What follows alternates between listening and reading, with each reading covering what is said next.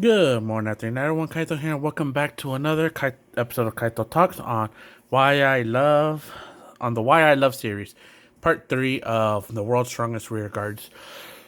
And now, oh, that last one hurt. I contemplated recording this today because it's Monday. No, that's not why. It's Monday. I'm just saying, and the reason why I contemplated recording this is one because my coughing fit. I thought it would just get annoying because I'm pretty sure you guys don't want to hear me coughing like every 30 seconds. Two, I wasn't feeling like recording. This is going to be weird. I wasn't feeling like recording at first. And then after thinking about it, I'm like, you know what? I'll record. Three, I was just tired. My left leg is kind of like throbbing. Not too much, but a bit because I've been walking a lot. So I'm like, I should probably just lay down and rest. But I said, you know what? If I don't record this now, I probably won't record it tomorrow either. Sounds like I'll record. So, with that being said, let's jump into part three. Now, I came to a realization after recording the last part. I'm kind of doing the World's Strongest Rear Guard differently than I kind of did with the Referetta. And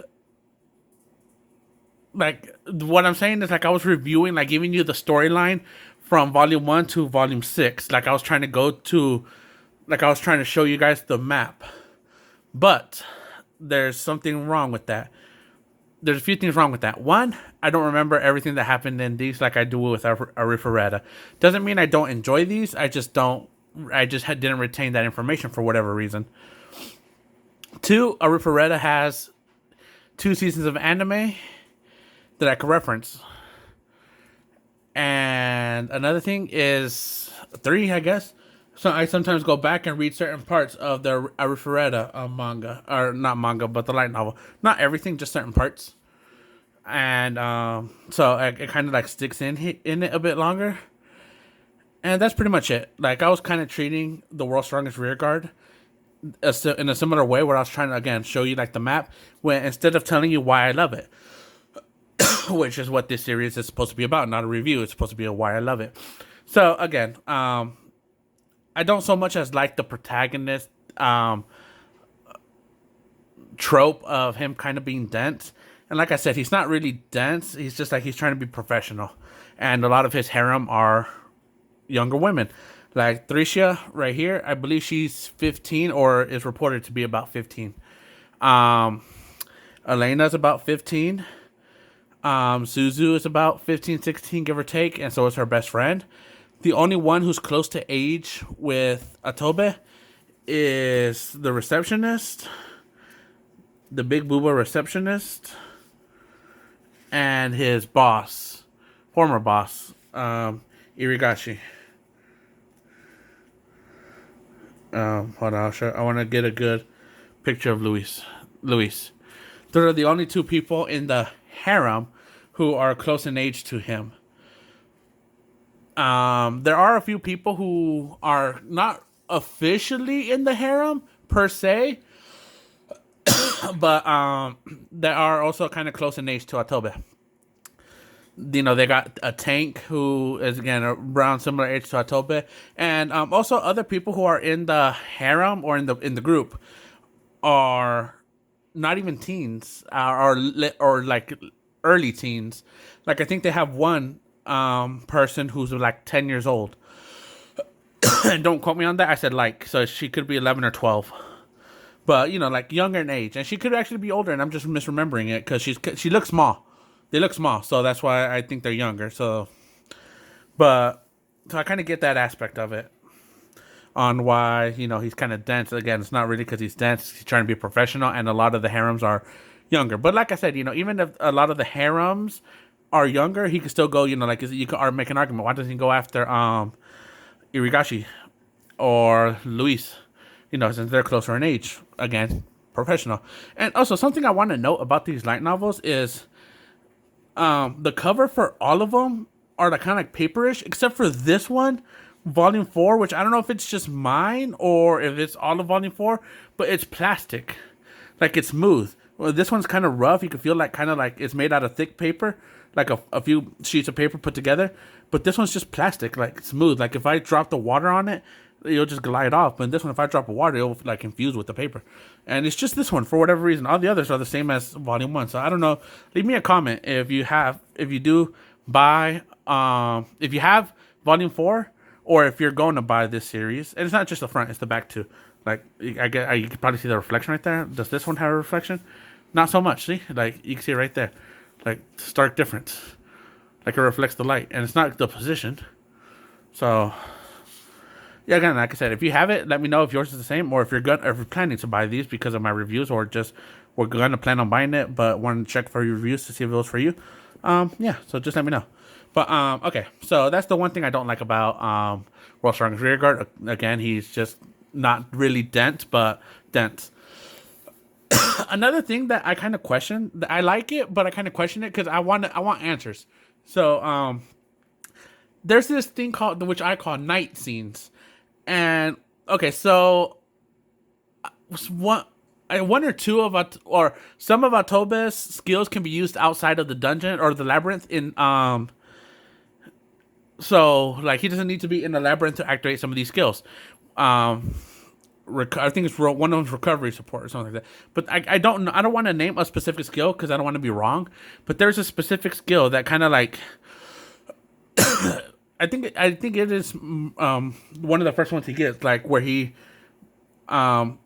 heals you little by little. And I want to say it. I want to see it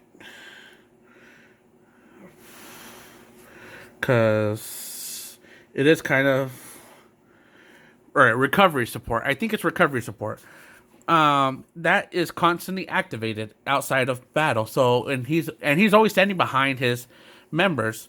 And at nighttime, their body starts feeling hot and they can't sleep. So Atobus had like he kind of sees like the girls are being irritated, or he noticed with Iragashi, kind of noticed that she was kind of irritated at nighttime. So he went to go sleep on the couch because again he's respectable. He's not just your pervert main protagonist. So he goes sleeps on the couch, gives Iragashi the bed and the bedroom. Because there's 2 beds in one bedroom. So he's like, all right, just keep it. I'll go sleep on the couch.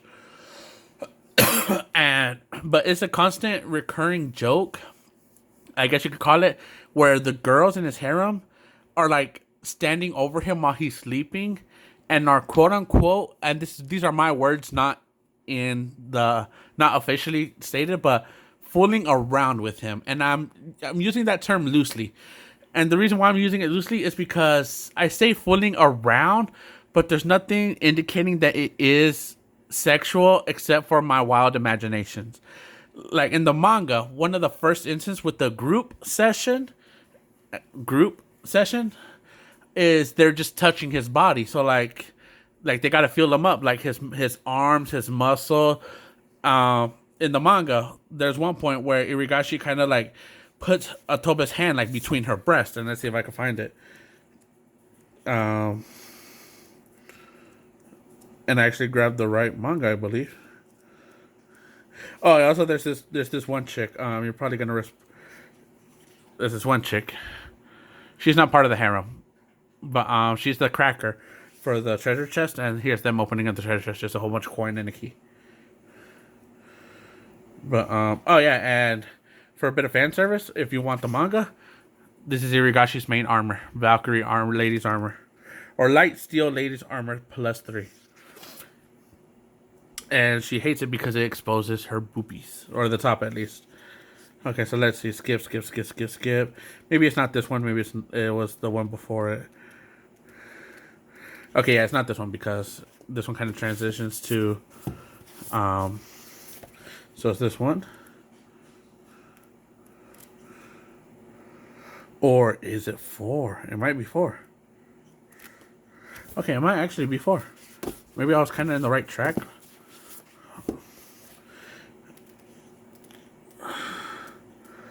And then watch it not be part of the actual manga. That'll be kind of embarrassing.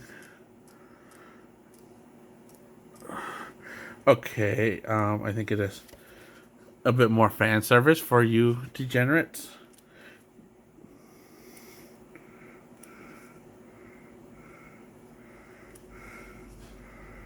Okay, so this is kind of what I mean. like they're just feeling him up at night and they're in their undies. It's volume 4 of the manga. But but as the series goes on in the light novels, it seems to escalate a bit more. So like when I was reading 6, like they were giving strong hints, like if they blew him or something. And I'm just like I want answers. I want to know what exactly happened that night, because this is not good for my imaginary mind. I've told y'all before, I want to be a harem author.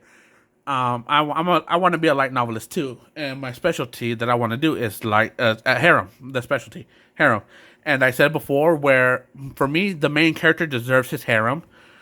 So all the main characters are pretty much BA, not just your disc protagonist. I'm just getting it because I am. They're training for it. They go through hardships. They struggle, right? They put in the work for their harem, and they're not dense. Like they'll have a reason why they don't want to touch their harem. Like for example, Yuji, he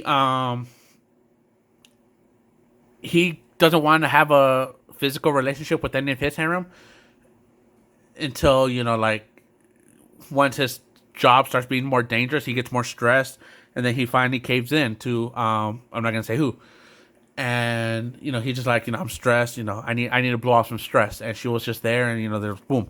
But I mean, he won't just do a random girl. He has to have a slight physical attraction to them.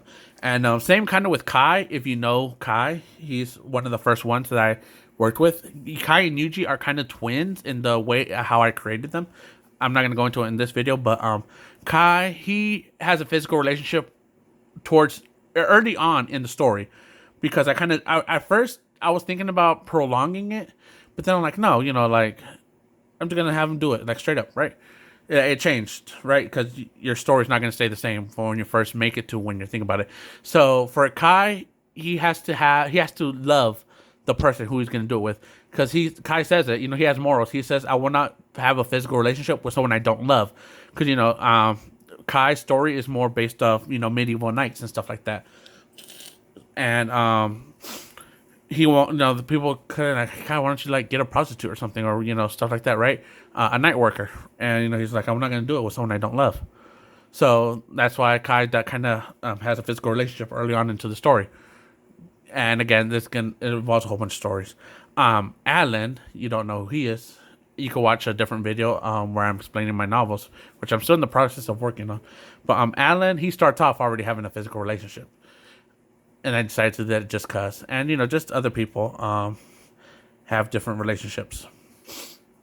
But anyways, so I I'm not a stranger to R18 novels. I've read some. I can't buy them because I don't think any of them are translated in English. But I've been around the block, right? So I've read some degenerate stuff.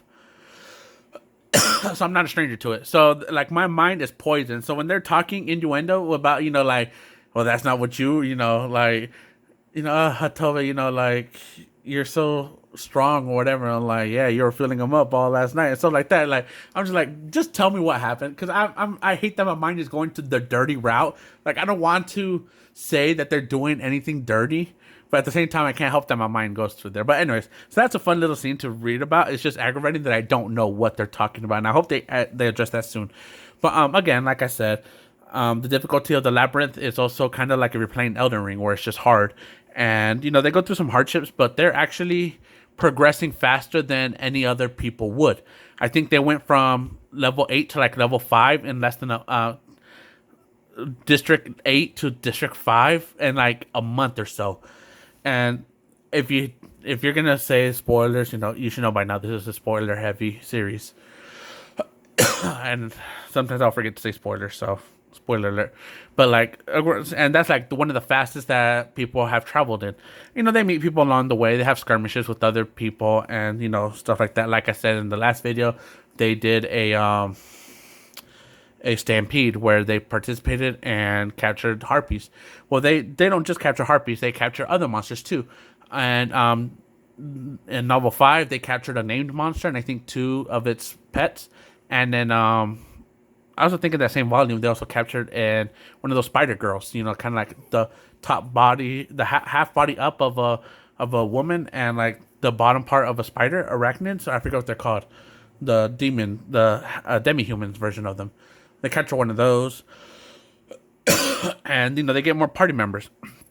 And in Volume 4, I think they're introduced. There's this team of 4 girls called Four Seasons. That's their team name. They call themselves the Four Seasons because the kanji in their name, they could kind of like, you could spring, summer, winter, fall. I think that was the explanation. I think it's the kanji in their name. Like you could write, or it's alluded to winter, spring, fall, summer, or whatever I said. The 4 seasons. So they call themselves the Four Seasons. And I kind of grew attached to them in a bit, but not really. Like, I do like them, and I wanted them to be a part of Atobe's team. Not necessarily his harem, but you could say his harem. I wanted them part of the team, but they were left behind, sadly, on Volume 6 because they had to go to District 5. Because so far there's two stories that they're trying to accomplish. There's 2 goals that they're trying to accomplish. Goal 1 is to get to District 5 to save Elena or Eliana's friend, who is trapped in a dungeon. They're fighting a named monster that was strong for them, and they had a dip, and her best friend got captured, and she's been a captive ever since. So that's goal number 1. Goal number 2 is, I think, to try to get to District 3 to turn Thresia back into a human, because there's a chapel or temple, something like that, in District 3 that could change a demi-human back to a human if you could reach there. So that's the 2 main goals of the novel. So they're trying to kind of go fast at it. And they are not officially in District 5. The reason why they were in District 5 is because they're getting their reputation of how fast they're clearing the labyrinth has caught the attention of the guild. So the guild kind of like say, hey, you want to be kind of like guild supporters in a way. That's not what they officially are, but they're like, but it's basically, well, when we have troubles in other districts, we call you. You could come here temporarily and help us out. You've proven time and time again that you can handle named monsters. Every freaking novel, they're finding a named monster. So it's not like, and so they're actually coming across named monsters irregularly. Like, it's actually not unheard of to go months in the labyrinth and not run into a named monster. Like that's mostly the common thing. Like maybe you'll run into 1 or 2 named monsters for a month, maybe none. So they're like every time they go into the labyrinth, new named monster, named monster, named monster. So that's why they're in District 5. They have the credits to be in everything they've done so far. They could live freely in District 6, 7, or 8. You could go but there was an emergency in District 5, a stampede, which they called Atobe's help for. So that's why they're in District 5 now. And they're there for a time limit. So while they're there, they're trying to save Eliana's friend. And yeah. So that's currently where we are at 6. But again, I say it's like Elden Rings, and then I said like they're fighting named monsters, like they're progressing fast and all this other stuff. And I do kind of feel that the author might be kind of going a bit at it quickly. But at the same time, I can kind of understand because there's only so much you can do. Whereas, like, think about Goblin Slayer. If you know the anime or if you read the novels or the manga, Goblin Slayer does the same thing, but it's it's like changing it slightly. Like, you get a quarter, and then I'll give you a blue quarter, and then a red quarter, and then a yellow quarter. Like, it changes slightly, but it's still a quarter, right? So, like, I could read novels 1 through 3 of Goblin Slayer, skip the rest, and get 10, 11, and 12. And I pretty much didn't miss too much. He's still just fighting goblins. That's the main goal, fighting goblins. So, but the author of Goblin Slayer does throw in mixes. Like Goblin Slayer does fight. He's a dark elf, I think. He fights different types of goblins, and there's other consequences and all this other stuff. There's just some different plots. There's a marriage of somebody that they go to. They find dinosaurs, and like, what the goblins are like, is that a goblin? And you're like, no, that's a freaking dinosaur, dude. But so that kind of does change it. But in this one, it's kind of, I could kind of see why Towa is kind of going faster than a lot of people probably be normal to, because they're trying to get to a plot faster. And but I wouldn't mind if Towa slows down. Again, I love this series, even though I don't remember it while I'm doing this recording. I do love the series, and I wouldn't mind if Towa went a bit slower, kind of gave more time to characters to adapt, because that's another thing too. Like, a lot of characters are being introduced, and a lot of the characters you don't even care about. So, like, there is this group in not season, in District 8. There's this group, the former first rank adventurers. Once they're done with District 8, they move on. I don't think you ever hear about them again. Maybe like their name comes in passing, and if it does, you forget about them. You're just like, who? Like, I don't even remember their team name. Like, I think it started with a P or something. And the only thing I remember is that one of the girls in that team got captured by a plant, and they had to go save her soul. And so, give me a minute.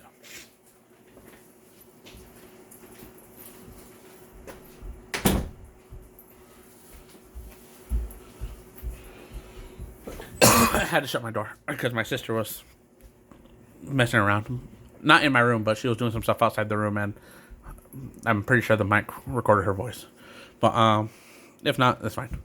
But so, like, they're kind of introducing and getting rid of characters like pretty quickly.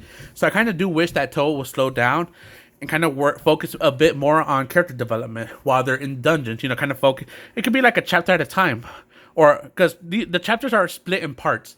So it's like chapter 3 part 1, chapter 3 part 2, chapter 3 part 3, and you could kind of I'll find an example right here. It shouldn't be hard.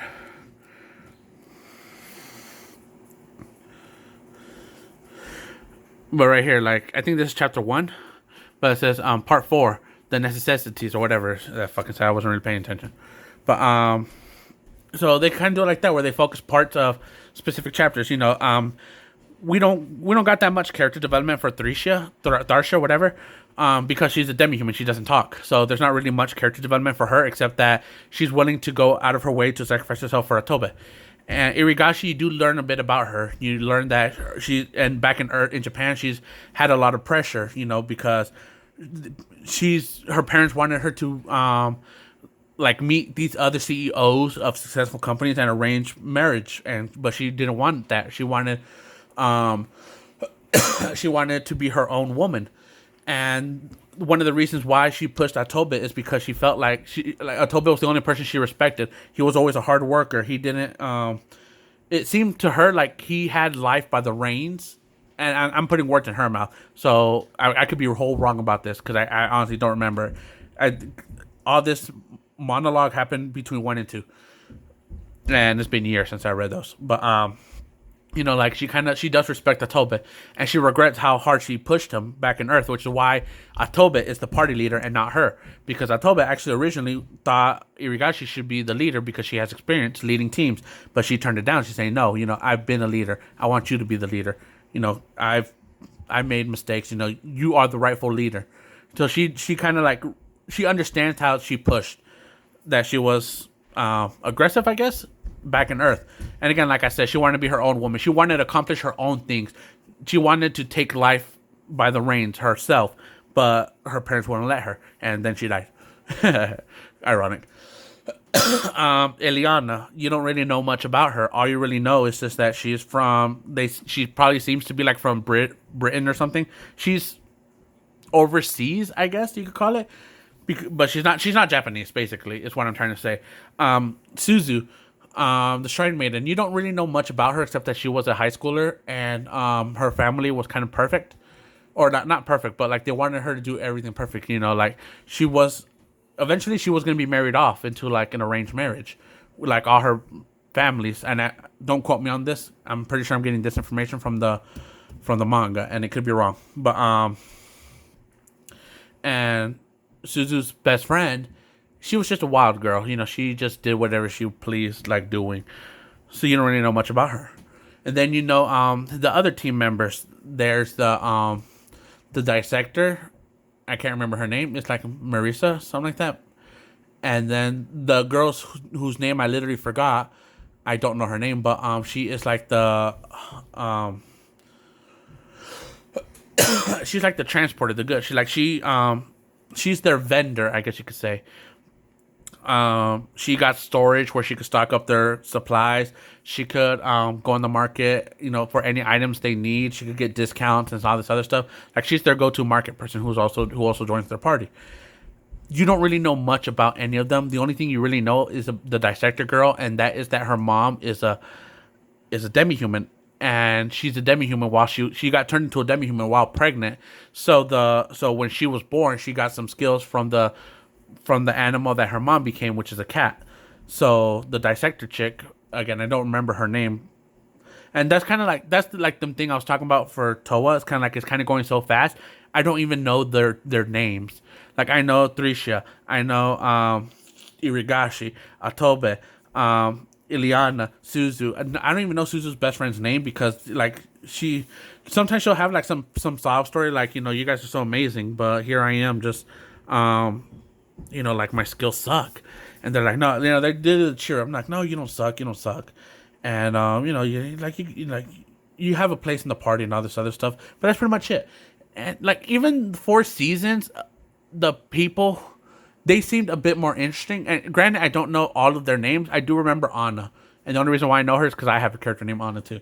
But one of them was a swimming instructor. The other one was a kendo girl. The other one was a tennis player, and I forget what the fourth one is. And that's kind of saying something that I at least know their jobs of these other characters that were just temporarily thrown into the party just to kind of be left behind later on. And yeah, so like I at least know their title. I don't even know the dissector girl's official title, and I don't even know the merchant girl's official title. It might just be merchant girl and dissector. It could just be it could be that simple, but I don't know. But the thing is, I know swimming instructor, I know tennis player, and I know kendo. Like those were the titles. And I actually could be wrong. I say I know, and then watch me be wrong once I start reviewing it. But that's for another time. But I did like those girls. Like the description that they described how they looked, actually kind of beautiful. The swimming instructor was again one of the only persons closer to Atobe's age, while the others were high school girls. So yeah, the kind of potential harem, like, cause I want Atobe to kind of like form a party where he has to have like extended branches. Because I think the max party you can have is 6 people, but you can have branches, right? You can have like branch 1, branch 2, and branch 3, and stuff like that. So kind of like a small army, basically. So I kind of wanted them to be like the first Atobe, the 4 seasons of Atobe's Party 4 seasons, kind of like that kind of nickname. Because Atobe's Party doesn't have an official name yet, so they're just called Atobe's Party. But yeah, I do like it. The pacing is kind of fast. And I don't mind. I kind of do wish the toll will slow down. Hopefully, by the end of the arc that they're on right now, which is trying to get Ileana's friend back, they'll kind of maybe slow down a bit and kind of focus on needing to get a stronger team. Because here's the main reason why. Ileana has been in the labyrinth for a few years now. She was part of a team called the White Knight Brigade. The White Knight Brigade or the White Brigade? I think it's the White Knight Brigade, which was originally founded by her father, which her brother ended up taking over.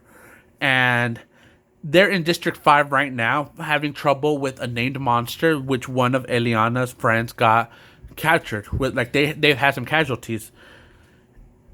They are one of the largest factions in District 8, and they have a branch.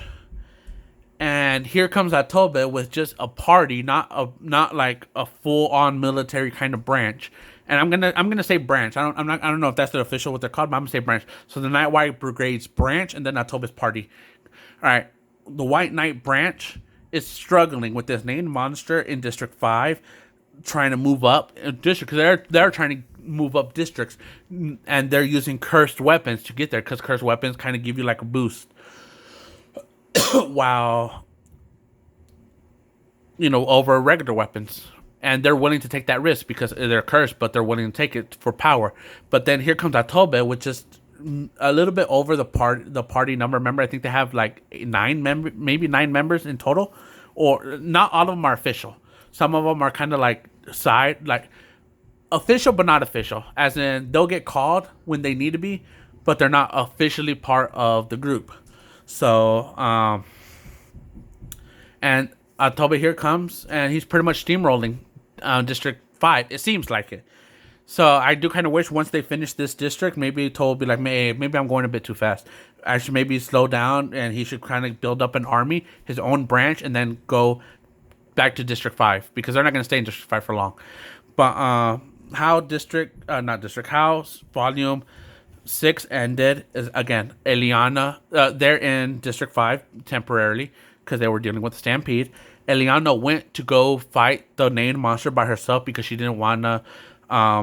She didn't want her friends being involved because she's afraid that something bad will happen to them. And Atobe comes, they rescue her, and they dip. Because they're like, hey, we can't do this right now. So they came, rescue Liana, and dipped. But Thrisha was left with the curse. So they had to go back into this dungeon and probably kill the named monster before the curse fully takes effect of Thrisha, which I'm pretty sure they're going to do in the next volume, and just kill the named monster and save Ileana's friend, and then dip back out, and then they'll go back to District 6. Which that's where I feel like they're going to go. But again, I hope that Toa... And again, my review's not going to do anything. I don't even have like 100 subscribers. I'm in the low pleb 13 subscribers right now. So I know my review's not going to convince Toa, but I do hope that she starts slowing down. She, whoever. But I just hope that Toa starts slowing down after this, and like, hey, yeah, we need more people, because again, Atobe is one of those people that likes to prepare. He likes to be prepared and not underprepared. So and it's just kind of, it feels weird that he's throwing himself like, all right, we gotta go. Like, dude, slow down, prepare. You talk about needing to protect your party, but at the same time, you're also throwing them in this thing. So kind of like, chill down.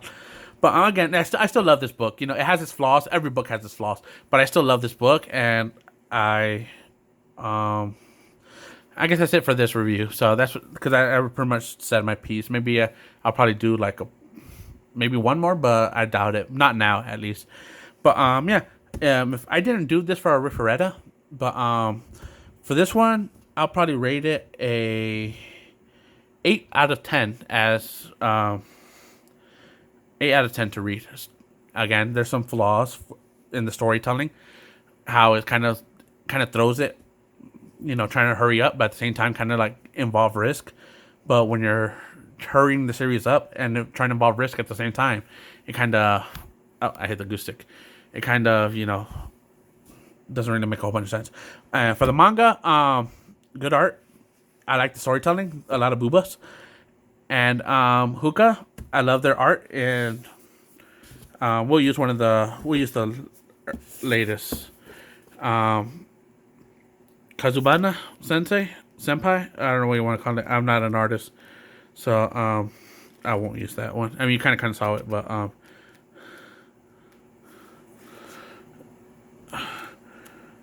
is there one with Atobe? I kind of want to use one with Atobe. God damn it, I hate when this happens. I'll use this one. Eliana, Suzu, and Atobe's Eye. Well, again, 8 out of 10. Good read. I like it. Art kind of unique. It has more like pencil sketch than digital. That's what it seems like it to me. And manga, Rikizo, good. I love it. And so check it out. Bye. Love you. Peace.